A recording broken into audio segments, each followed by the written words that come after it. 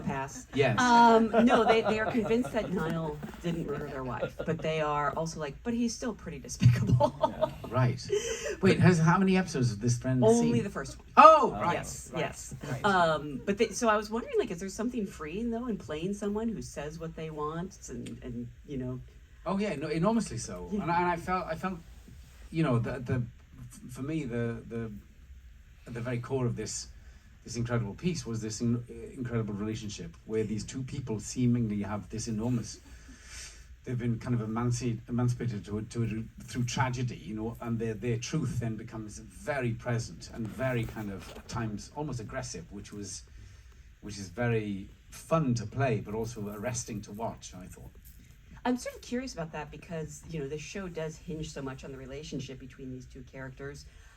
Was there ever kind of chemistry read, or did you know each other? Or I don't know if there's like a club where Emmy winners hang out, bump statues. Well, yeah. Yeah, I knew it. But it's also tiered. So she's a two-time Emmy. I'm one. So I've never met her.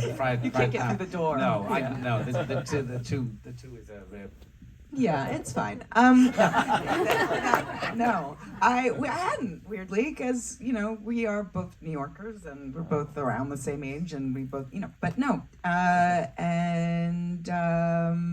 It was just very intuitive and easy. And I mean, I wonder about chemistry because maybe, sure, there is some alchemy that, you know, some ineffable quality that happens that, you know, that you find when two people interact, but I also just think it's a word we use to describe what happens when two people do their homework and come together and, you know, enjoy, you know, the experience of making a scene happen together. Like, I don't know if it's much more than that. So he's really, really, really, really, really good at what he does, and it made me be better too. So it was just a pleasure, really. It was so much fun, and it's very rare to have a scene like the one we have in this pilot, you know, this like 10-page scene that feels like a little play, and we just got to surf that wave, and you know, many times over the course of 2 days. And that was a profound luxury, to have that space and scope and just have the pyrotechnics exist like between us. Yeah.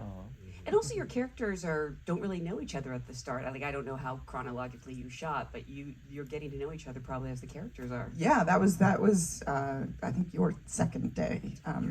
Yeah. The restaurant scene? So no, it was happening in real time, and we had a little rehearsal, but like, yeah, we were still new to each other at that point. Yeah. That's amazing. And you sort of addressed this, but when you're playing these intense scenes together, what is it like when the director yells cut? Do you need a moment to gather yourselves after he's been, you know, terrorizing you? I mean, we talked about our country houses. That's just so British.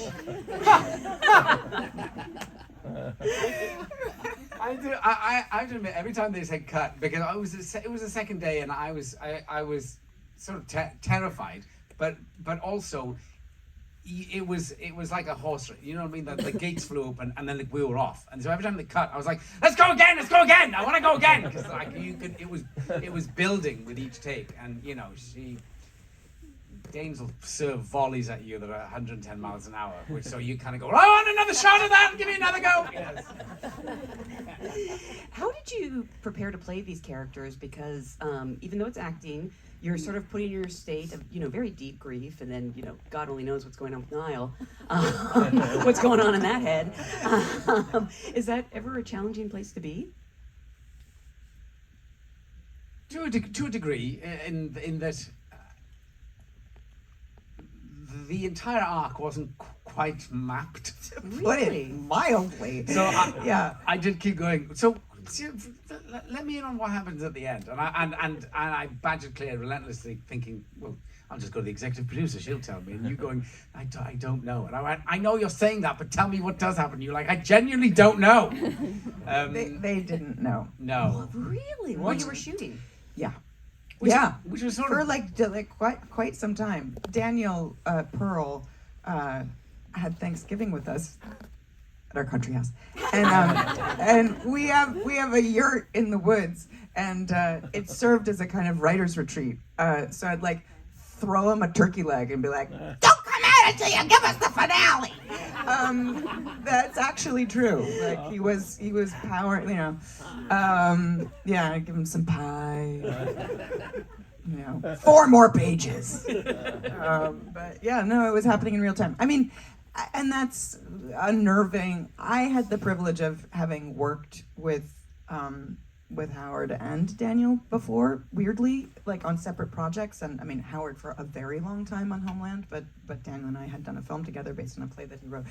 But you know, Howard had gotten us out of so many jams, so many times over, in that decade of making that show together, that I had like, I was very comfortable. I was like, he'll figure it out. It'll be great.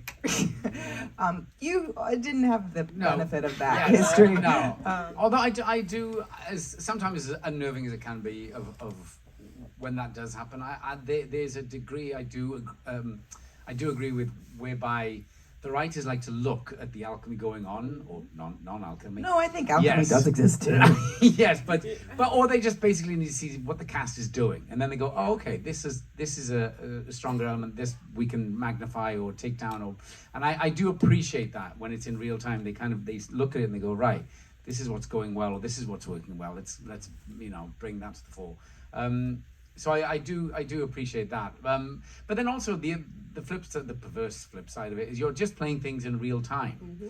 You're not bringing anything. You're not playing anything preemptive. You're absolutely playing the present in its purest sense, which I think can also serve you very well.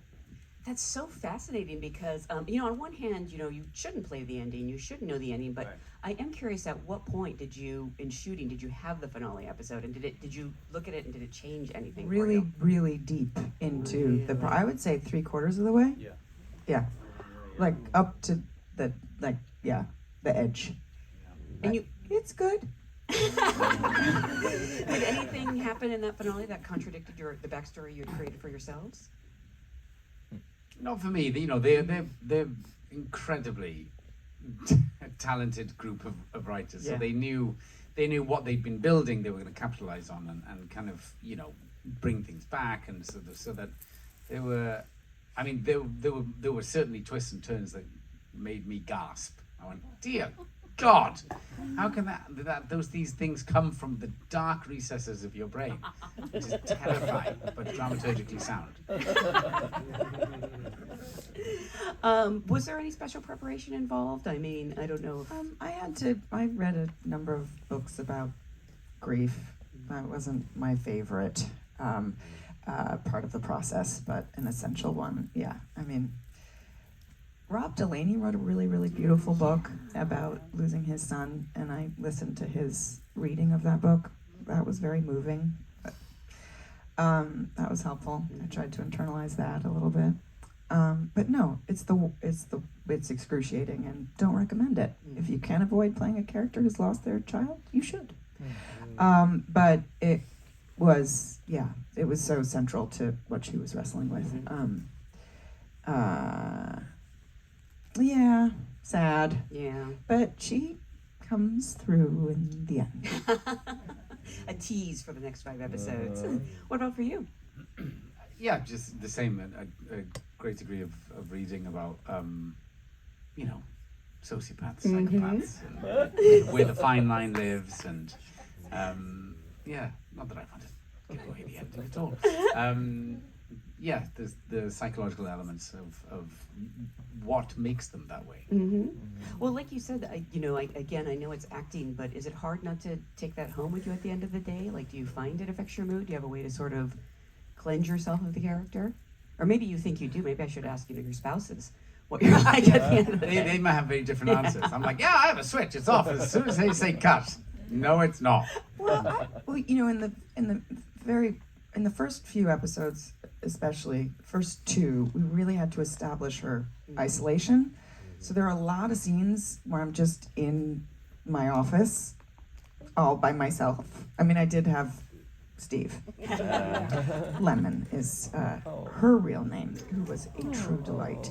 But I remember you came on to set. You had like a costume fitting. I was so excited to see you. I know. I was like, oh my god!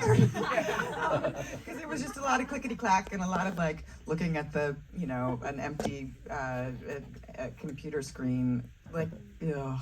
So that felt like heavy lifting because I was just having to draw strictly from my own imagination. I got a lot more fun when I got to play with my pals. Yeah. For you? No, this is the quick answer. I felt like in my sort of 20s when I felt like I should be feeling everything and taking it home and doing push-ups before every take. I was like, oh my god, I need to feel everything. And then the 30s eased off, and then the 40s you just start recycling performances really. And now in my 50s, I'm like, wait, what? Were we rolling? No. I feel your skill set becomes far more honed, and the switch is very clear and very quick and very concise, and that's a relief for the family more than anyone else. In addition to the two of you, this show has this amazing ensemble. Natalie Morales and Brittany Snow, they play your respective spouses. And, the great Deirdre O'Connell and Jonathan Banks. Amazing, yeah. I mean, God. Jonathan Banks was terrifying. Really? Terrifying. He's But I think he does that. He enjoys the game of being Yes. terrifying. Yes. And then you realize, oh, he's playing at being terrifying. Okay, fine. Did you study him for this role? A little bit. And a couple of times he was like, stop staring at me. I was like, sorry, sorry, Father. He caught you. Yeah. What was it like to, show up on set on different days when you did have scene partners and, just have this amazing group of greats to choose from? It's so dreamy. It really was a fun gig. It was a particularly gifted group of people, and they were all even terrifying. Jonathan Banks was like lovely, actually. So yeah, it was a good gang, and I mean, all of the drama was saved for what you see here. Yeah. For you too. Absolutely. There was, and the tone and work ethic is set very clearly from number one. So no, it's true. You lead incredibly from the front, and everyone kind of followed your lead on that impressively. So the tone was set from day one, and everyone followed suit. Because I'm sure you've probably been on sets where, the atmosphere was maybe not the best. Let's name names. Tom Hanks. The worst. Awful human being. I knew it. Awful individual. No, but being first on the call sheet, you probably know the attitude you want to set for the set, as opposed to what you've encountered. Yeah, I mean that's true. You do have more influence, but the nice thing about that is what's the nice thing? Okay. So much pressure. No, I mean I'm truly most interested in the thing that we're making, like that, and I'm pretty. There's it's so hard to do this well. Like if anybody's like sucking the energy by pulling focus or just distracting us from that, I get quite irritated. So I don't know. I just that's all. I guess that it's like what I don't do. I guess. Hopefully that helps everybody feel like just remain clear about why we're actually there. Yeah. And I want it to be like pleasant. Yeah. I want people to feel good and safe and excited creatively, and I don't know, it seems very straightforward, but it's kind of surprising sometimes how that can be undermined by people's just funkiness. Or anxiety or neurosis or I don't know anyway. Yeah, it should be fun. I mean, at the end of the day, it's playing, isn't it? Yes. Yeah. Very serious playing, but Not that serious. I'm playing a neurosurgeon in my next thing, and so I sat in on brain surgery for 6 hours. It's so weird what we get to do as actors. I mean, but it was also like I was just there with a badge. Like I shouldn't have been. But it's a teaching hospital. I was like, it is so much more relaxed in an operating room where a tumor is being removed from an actual human brain than it is on set.